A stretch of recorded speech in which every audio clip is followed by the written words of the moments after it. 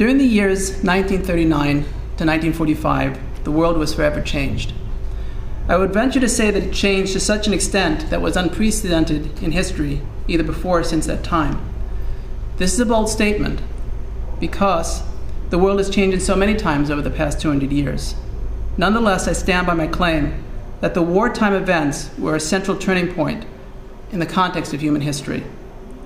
The specific events that I refer to are the human atrocities that occurred in those wartime years, those darkest of times. Please do not misunderstand me. I do not in any way mean to imply that humankind has been more, for want of a better word, humane during other times in history. Human history is a disconcerting story of man's inhumanity to man and using technology, increasing technology in the service to hurt each other. One of the hats I wear is that of an evaluator of people who have been tortured in foreign prisons. And rest assured, man's cruelty to man is alive and well. Nonetheless, there was something unique about the inhumanity during the Holocaust. That unique something was the mechanized, routinized, chillingly efficient way in which the murders occurred. Something happened during those years that the heart and mind cannot comprehend. Although murder should be abhorrent to all rational men, we can at least understand it psychologically. If it is performed by a man gripped by the frenzy of the moment, under the influence of anger, fear, or the horror of full-blown combat.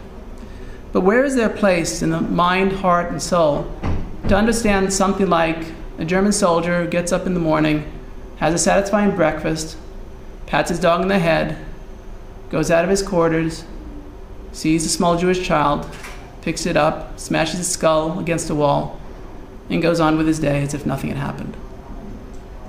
How do we understand that? His actions are mad, and yes, madmen have existed in other times and other places. But the problem is, he doesn't appear to be a madman. He's a normal man, in quotes, in the context of a society gone mad. What is unique about that time, compared to all of human history, is that men became so blind to the reality of other suffering that the most gruesome and sadistic torture and rampant murder were normal and a praised way of life, and were done on such a scale as the world had never seen. So, I'm a child of a Holocaust survivor. My mother was in Romania for much of the war, lived all that time in hiding, bears the mark of her experience, has bared it throughout all her life, and she's now in her 80s, strong and healthy, but it's affected her. Affected her children, me and my siblings, my 3 siblings. And one of the marks I believe that is left on the second generation is 2 haunting questions. The first question is, how can we believe in the goodness of man? How can we have faith in that when such things happened on such a scale, such cold, planned, ruthless, overwhelming acts of murder and sadism and torture? And not just anywhere, but in Germany, that was considered the height of European culture. Culture should ennoble man, should lift him up. How can we believe in man if something like this happened? The second question that children of survivors, and certainly survivors, struggle with is, what do we do about our relationship with God? If God is all good and God is all powerful, then how could such things happen? It's not the first time that people have been cruel to each other in the world. It's not really a philosophical question, the Holocaust itself. The philosophical question spans all of human suffering. But the extent of the suffering strikes us to the heart and brings that question back to us in all of its horrifying intensity. Before I talk about the experience, more details about the next generation, I want to show this poster.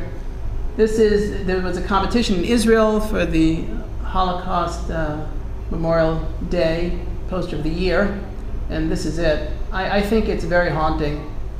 As you see, there's the elderly man, and it's his shadow which becomes a child. Well, not really becomes, it was a child. It's a shadow of the past. And in the past, there's nothing. Actually, I really like the notion that there's light because it suggests somehow that, they've gone to another spiritual place. But still, there's nothing. There's emptiness. And there's the shadow of his memories. There's him as a child, his parents, his sister, obviously all lost. And why did he survive? He has those questions. It might have been a chance occurrence. He ran at the right time. He was hidden. We don't know. But what's so interesting, and I don't know if I really would have gotten this if I didn't read what the creator of the poster said about it, and that is that it's not just that this is a shadow of the past, it's a shadow of the future, because the survivors that went on to start new families, they're looking to those new families saying, can you compensate? Can you make a better new life? Can you live families for both that family of the past and this family in the present? That's the natural desire, really, of the survivor, but that's also the burden that the next generation carried. Before I go on, I want to read a quote from Helen Epstein, Children of the Holocaust, which really talks about how the trauma is buried.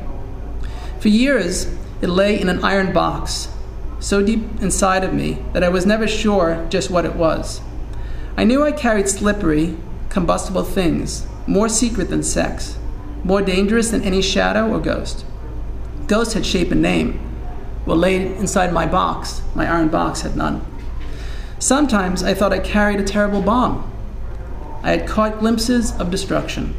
In school, when I had finished a test before time was up, was daydreaming on my way home, the safe world fell away, and I saw things I knew no little girl should see. Blood and shattered glass, piles of skeletons and blackened barbed wire with bits of flesh stuck to it, the way flies stick to walls after they are swatted dead. Heels of suitcases, mountains of children's shoes, whips, pistols, boots, knives, and needles. I built my iron box carefully, the way we were taught to in school, that nuclear reactors were built.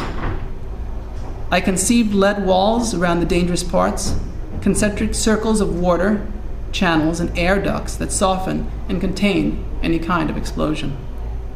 I enclosed it all with my metal casing and buried the box far away from my brain, towards the small of my back, in the part of my body that seemed the least alive. Okay. So, the child tries to contain these feelings and is at the same time driven by them, driven to make things different. And that gives rise to tremendous guilt. And that pressure makes it very difficult for the second generation to present an authentic version of themselves. It's very important to create a mask, to look good enough for the parent and good enough for the world. As one second generation person said, this is from The Shadow of the Holocaust, Aaron Haas, I was the center of my mother's world, and I always think about myself first, or think the world thinks of me first. This manifests itself in extreme shyness and awkwardness around people. I always assume that they notice everything I do, and that they are always judging me. The parents' repressed anger gets spilled out in sarcasm, cynicism, character assassination, and rage reaction. The child must navigate this, must respond to this intensity of emotion. One of the ways the second generation deals with this is repressing, distancing themselves from their own anger, but the problem is, as often happens when that's done, assertiveness gets very crippled, because you have to somehow be able to push at the world, and that's associated sometimes with feelings of anger, or it is my right. So, in terms of symptoms experienced by children of survivors, there's anxiety, which is understandable, feeling that the world is not a safe place to be, avoiding emotional connection, and this is really a reiteration of some of the difficulty the second generation feels in connecting with their parents, feeling this part of the parents that's not there, that's inaccessible, and that gets itself replayed in other relationships. There could be just general mistrust of close relationships, of the world and of God. Displaced anger, putting that anger into one's relationships, into one's significant others. Depression, self-sabotage, and that's, I believe, a reiteration of the victim and perpetrator dyad that occurred, that the children, that the parents really experienced, the children re-experience it. There's somatization, as I mentioned. For example, gastrointestinal problems, keep the soft parts hard, protect oneself. Muscular tension, bow, be constricted, don't be noticed. All these things have a symbolic meaning. So I've given a lot of thought to this idea of the path to meaning for children of survivors. And I really defined it as in 4 different areas. The first one being, and they're all related to trust. The first one is trust in oneself. The second is trust in close human relationships, people we let ourselves really get close to. The third is humanity. Like I said in the beginning of my talk, can we believe in humanity? And how do we interface with humanity? And the last one is God. What is our relationship with God post-Holocaust? Okay.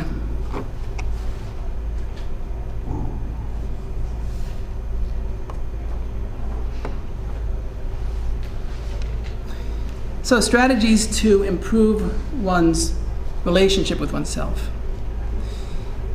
In survivors, there were a lot of issues with the relationship with oneself.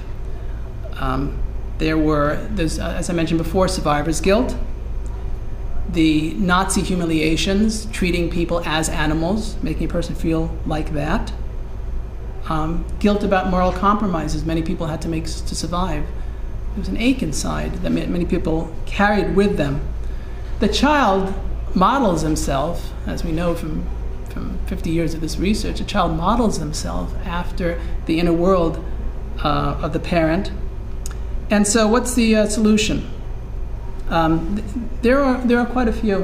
One is, one I always used, being oriented towards religion and spirituality, is that there's a great tradition of the dignity of man that's emphasized, I believe, in all religions. Certainly in Judeo-Christian religions, really the beginning of the Bible, or Torah, if I can call it that here, it says that man was created in the image of God. So there is a divine spark within each person, and if a person can relate to that, it can find their own actualization of what that means for them, that's something for them to hold on to.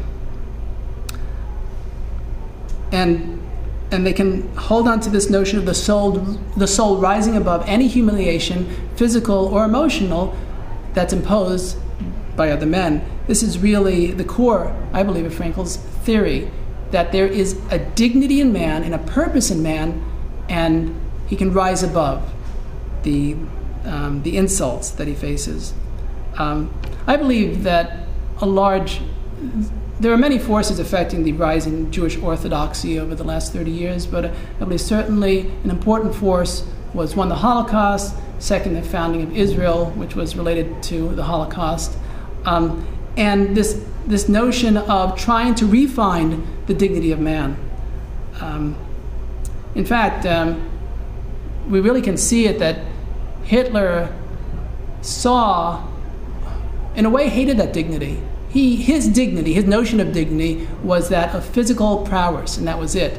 Totally, like Hitler's on one side and Frankl's on the other. And what a religious, and I will call Frank a religious, because in fact in his last book, Man's Search for Ultimate Meaning, he does sound very religious. But the religious point of view is that the human being is more than his physical self. Now, Hitler said that the Jewish religion imposed two blights upon humanity. One was circumcision of the body, and the other was conscience upon the soul.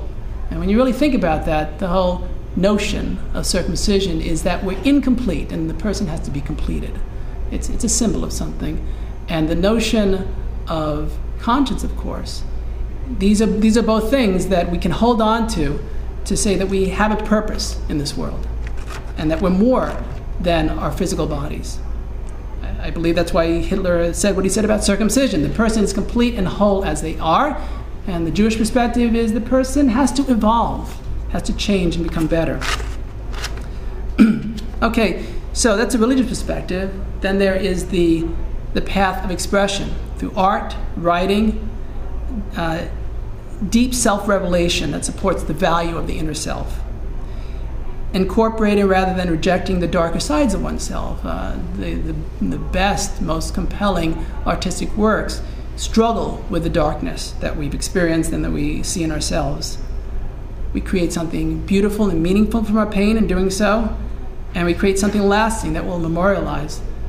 I'm standing here looking back at my novel that I published in December of last year, and yeah, it really makes me think about that, about the artistic side, that I could have written a textbook, but I wanted to express myself in a more deep and emotional way as well, to take the ideas that I'm talking about and put it into an artistic form and tell a story. I think our world is transformed, and we are transformed if we can tell a different type of story. Then all within supporting the individual, and then there's a path of psychology and psychotherapy. Psychotherapy, I believe, has certain central articles of faith, those including the conviction that growth is possible, the value of the individual, the value of introspection of one's inner world. This therapy process, when a person enters into therapy, the whole process affirms the individual and searches for strength. And being psychologically aware really does go beyond therapy. You know, as children of psychologists, which is another talk, I have 4 of them, often say, you know, Dad just talks in a certain way, you know, and so people can make parodies of that, but there really is a certain perspective that people can bring if they're psychologically minded that lifts up their value, that affirms their value. And then finally, about the building up one's relationship with oneself, I return back to Frankl. Frankl really emphasized that there's 3 things that can never be taken away from us. One is our attitude towards everything that's happens to us, especially those things which are inevitable. A cherished meaning which we cleave onto as our purpose in life. And it's not just the meaning that we create. There are those that are trying to change the notion of meaning, that say it's your personal meaning and you just create it. Referring back to man's search for ultimate meaning, Frankl made it very clear, there's something above us that demands something from us. Everybody can use the notion of what that higher power is or what that moral power is, but there has to be something above us that demands something from us. Because you know what? If it's just a personal feeling, or if it's just society, then the people in Germany were not doing the wrong thing. And that's what we're left with. So, but I think it makes it even more challenging that there is something that's being demanded from us that we have to find, rather than we need to find a meaning that's going to make us feel good about ourselves. It increases the nobility if there's some universal meaning that connects to us as an individual, saying, this is the universal meaning and you have been assigned to take part in it in this way. And so there's our attitude towards the inevitable, there's the meaning that we connect with, and then there's our freedom of choice. I think that brings tremendous dignity to an individual, and I think that's one of the central struggles of life. Philosophically, I think it is what it means to be human, is to experience one's freedom of choice in every day and every moment. But many people, when they're demoralized, lose their connection with that, don't feel that sense of freedom of choice. And to hold on to that bolsters one's dignity. Okay, so mistrust or trust within relationships. As I said, some of the mistrust in relationships related to how the child sees the world. The child is supposed to, now adult child, is supposed to go out and engage with the world and look what the world is capable of. So that's some of the disconnection.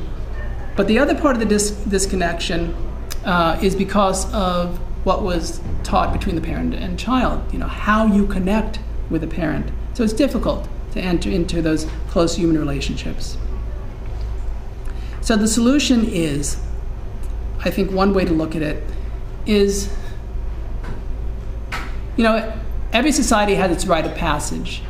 The person feels like they're the child going into adulthood, and now I have my rite of passage, and I'm at a different status. I've risen to a different level. I think in some ways these rite of passages relate to a person's pride and challenge them to grow. And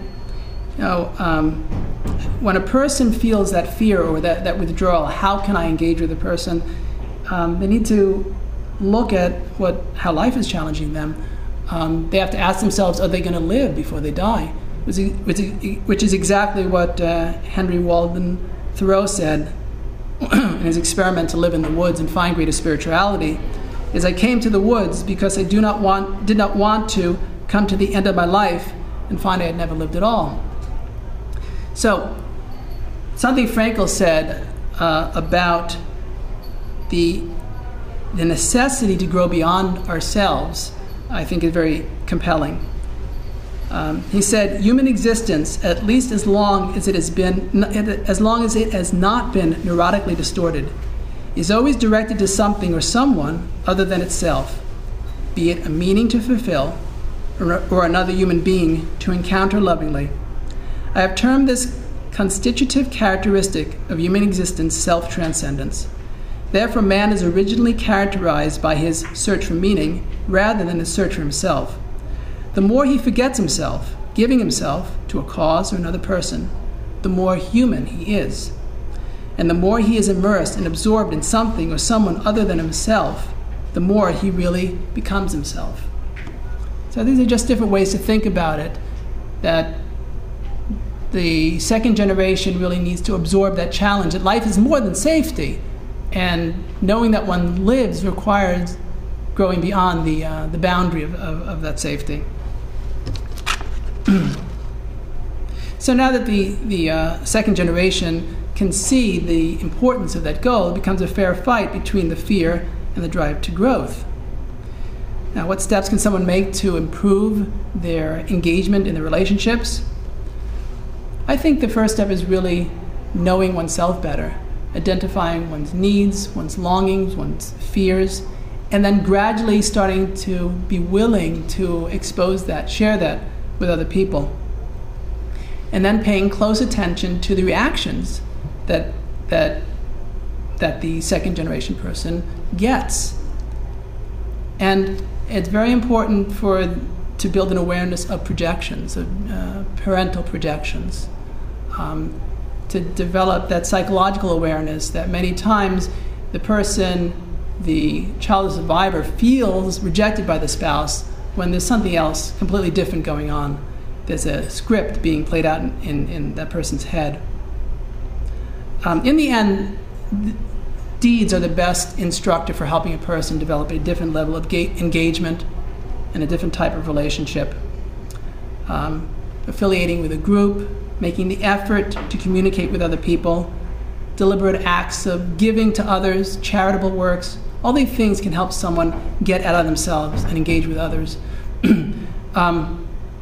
A large part of my book relates to work done within group therapy. And I think one of the reasons that's so important is group therapy, I believe, is ideal for survivors. If they're psychologically minded, many of them were resistant to psychology, but at least the second generation that were more open to psychology, it makes a world of difference.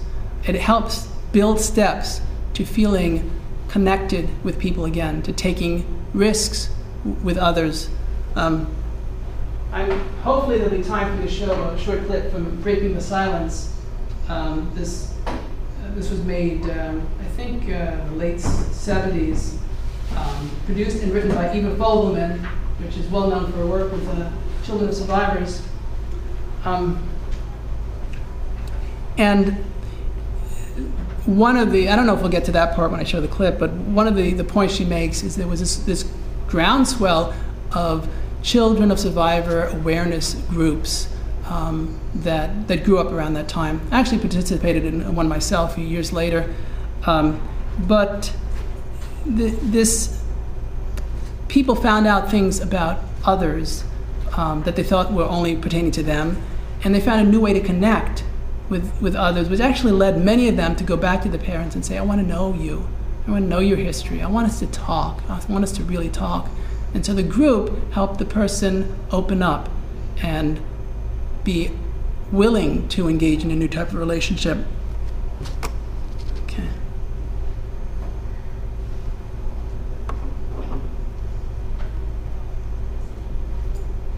Okay, so trust in the potential for the good in humanity. I think, well, each one is challenging in its own way. I was trying to rate, thinking if I would rate which one's most difficult, but I think each one has its difficulty. So the cause for the mistrust in humanity is obvious, but here's the conflict. The child of the survivor wants to have a meaningful impact in the world. To have a meaningful impact in the world, you have to believe in something better, that somehow you can make a change. So what's really found amongst research of children of survivors is many of them turned to the mental health fields, or were active in things such as politics or literary works, artistic works, somehow making a big impact on society. So obviously there was this drive to change things. I think my solution for one way to look at this, and maybe to get around that feeling of how can I trust humanity, how can I believe in humanity, is not to, in a sense, believe in humanity at all. I think what can be done is to believe in one individual and one individual and one individual, to just take it one person at a time, and to search for one's dignity in relating to them, help those people find their dignity in themselves, use education to help people overcome hatred and bigotry, and to influence people for the positive. So, I have perhaps less to say about this one, but it's definitely something that is difficult for the second generation. So I'm going to spend some time talking about trust in God. So, this quote. Where were you when I laid the earth's foundation? Tell if you know understanding. Who set its dimensions, if you know? Or who stretched a line over it? Into what are its bases sunken, and who laid its cornerstone? When the morning stars sang in unison, and all the heavenly beings shouted, as he dammed in the sea with bolted doors, as its flow emerged from the womb. When I put a cloud on it as its garment, and a fog its swaddling. And I constrained it with my limits, and I placed a bar and bolted doors, and said, unto here shall you go and no further. Only here shall your ways flaunt their majesty. Does anybody know where that's from? It's from the book of Job. And so basically, I'll tell more about Job in a few moments, but basically God is saying to Job, you don't know anything. Listen, don't ask me questions, just listen, okay?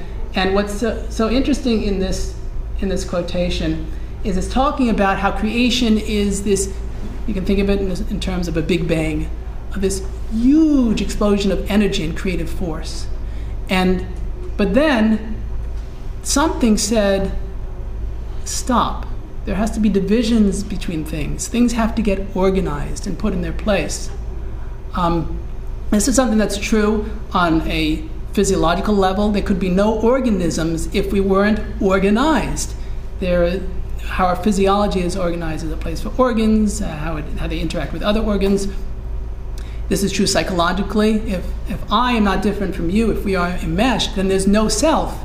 This is true in the workings of nature. It's true in the existence of planets and stars and galaxies. There must be organization. There must be saying, stop, this is here and this is there. And I'm going to talk about that in a scientific sense, but I think it really points to that in the Bible when when he uses this language. Okay, so the question is, how does a good, just, and all-powerful God allow a Holocaust to happen? I've read and thought of many explanations for such a thing. And the truth is, there is no explanation that really satisfies on all counts. Every explanation results in the same pain and frustration.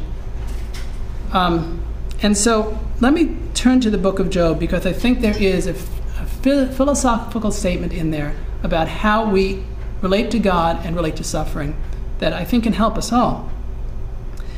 And that is, so the story of Job is, at the beginning of the story, God and the devil, whatever that's supposed to mean, are having a debate. And God says, "Have you seen my servant Job? He is the most righteous man in all of humanity." And the devil says, he's not that righteous. If you give him to me for a little while and I give him this suffering and that suffering and I attack his body, he's going to, reject you, God. Please. And so God says, okay, I'll give you over to his hands. And so a number of messengers start coming to Job. His children were in a tent, and the tent blew down, and there was a storm, and they all got killed. His property all got lost. And then he starts getting this terrible affliction of the skin that he's aching and itching all over, and he's scratching himself with a pottery shard to try to just alleviate his pain. He sits there shrieking in pain, and 3 friends come to him, each one telling him, "Job, this is the way God made the world. People sin, and they do bad things, and bad things happen to them. Repent, and God will be kind to them, kind to you." And the friends go on talking for pages and pages and pages, really, I think, half the book about this. And it's a debate between Job and them. Job saying, "I did not sin. I have searched my deeds. I do not see any sin that I have to repent from."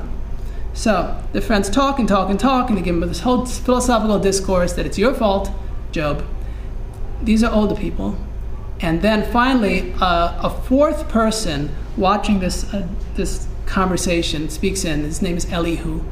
And he says, he's younger, so he said he didn't speak first, but he is so angry about how these people are talking to Job, without compassion, without understanding, preaching at him. Where is anybody reaching out to him, talking to him softly, saying, "I understand your suffering"? So, and then he starts talking to Job, and it's very complex to talk about what his message is. But it starts with that compassion, start with saying, "I really want a dialogue with you," and then saying, God is there. God is there for you. Just reach out to him. He has something for you. But first understand, Job, about God's majesty, about how big the master of the universe is and how small you are. And if you don't understand that, you cannot engage in the discussion. So Elihu talks and talks about this, and suddenly it's not Elihu talking, but it's God. And Job, who's asked for all this time God to account for what happened, God has no answers for Job. He asks him question upon question, questions like this and other questions, talking about the design of the universe and how each thing's in its place, and does Job know how any of this works? At the end, Job admits that he was wrong, admits that it was wrong for him to question God, but he is in a changed place because he's had a direct encounter, a conversation in terms of listening with God. God has been close to him, and this has changed him. And in fact, this is the man that challenged God through the whole book. God says to him, he doesn't say anything against Job, but he says against the 3 friends, Job should make a sacrifice for you to atone for you because you did not speak good in comparison to the way my servant Job did. So somehow it's paradoxical.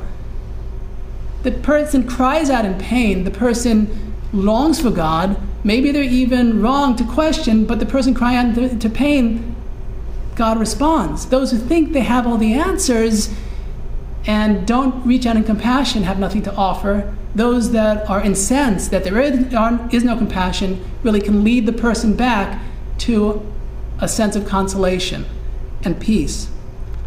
And so the answer that Job gives is that God has his designs. We don't know the purpose. God has his designs, and I'll tell a little parable about that in a few minutes, maybe to illustrate the point. Okay. Let's see what the next one is.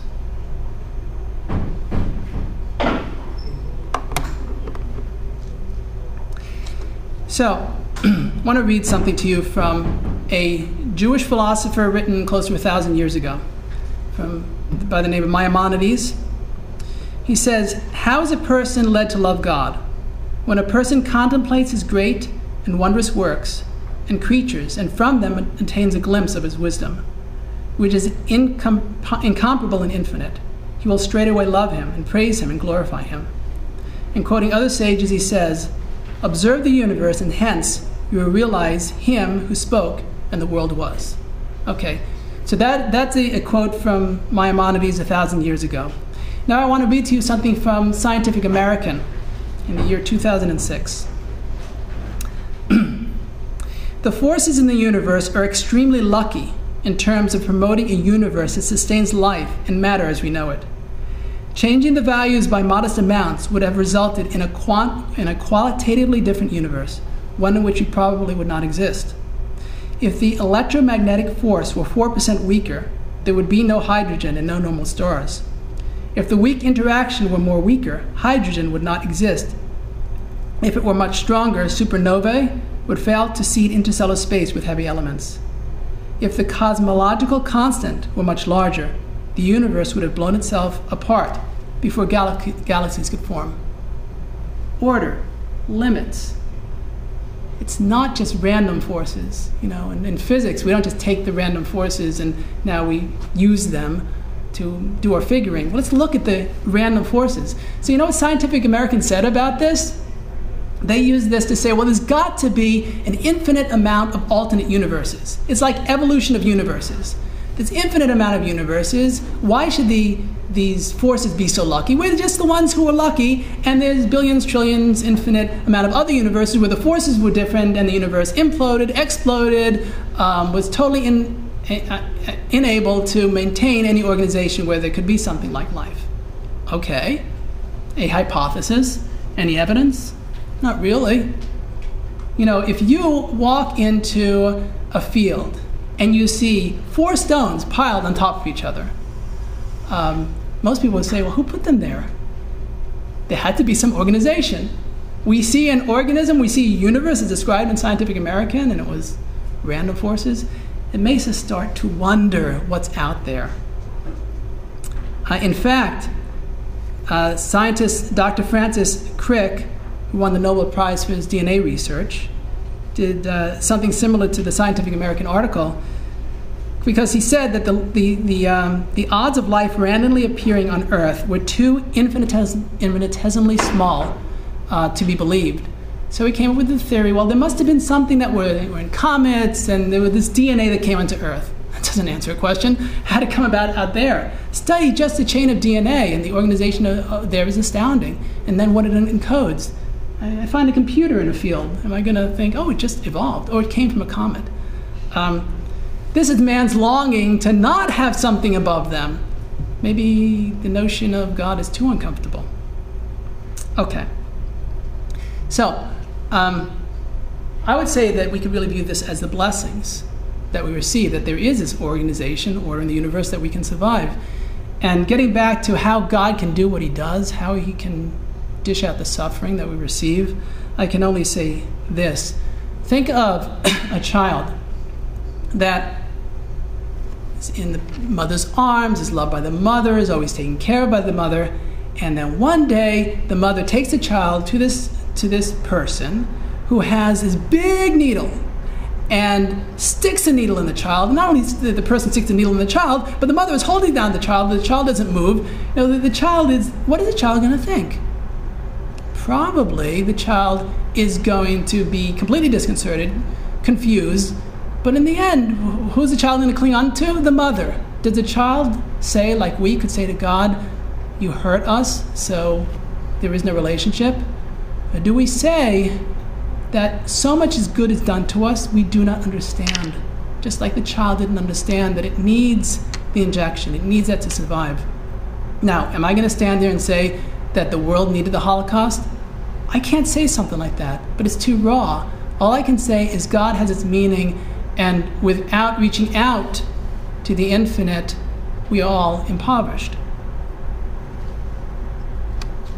Now, I wanted to make this talk as secular as I could, because it's not really a religious conference. And I think my religious roots are really coming out.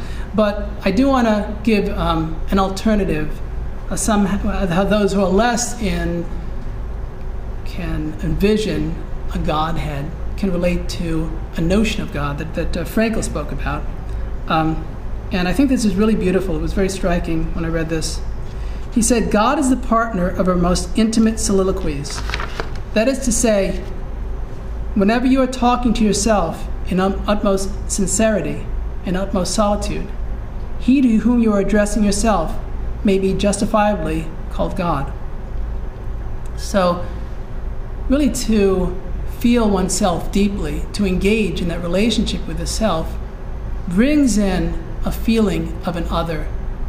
To take Frankl's writings literally, that there's something that life demands from us, then we have to relate to that other. Just as he said, we're not fully human if we don't grow beyond ourselves. Now we can grow beyond ourselves to relationship, but still there's a feeling that there's some spirit that demands something from us.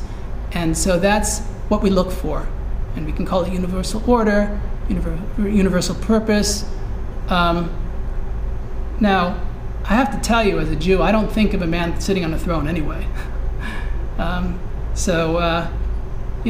However people can relate to it, that's what ennobles life. Frankl, in Man's Search for Ultimate Meaning, said something very compelling about faith and about how faith was challenged by the Holocaust. The truth is among those who actually went through the experiences of Auschwitz, the number of those whose religious life was deepened by far exceeds the number of those who gave up their belief. To paraphrase what La Roquefold once remarked with regard to the effect that separation has on love, one might say that just as a small fire is extinguished by the storm, while a large fire is enhanced by it, likewise a weak fire is weakened by the predicament and catastrophes, whereas a strong fire is strengthened by them. So, none of us know what life holds and what life brings, but we all have to work on strengthening our own fire, and I think we can be inspired by those that kept their fire burning. I think it is very, very worthy to note that Frankl didn't come up with this theory of meaning in the concentration camp. He had his manuscript with him. He did one of probably the best, most amazing reframes in history, and said, okay, now I'm in the concentration camp, now I have to test out my theory. Frankl talks about when he was a child, that one of his professors said to him, that life is just a continual process of oxidation and using up energy. And I think Frankl was like 11 years old at the time. He asked the professor, so if that is true, what is the meaning of life? So he was a questing soul. He wanted to understand. He had that strength of spirit that he brought with him to Auschwitz, and it's a strength of spirit that all of us should work on.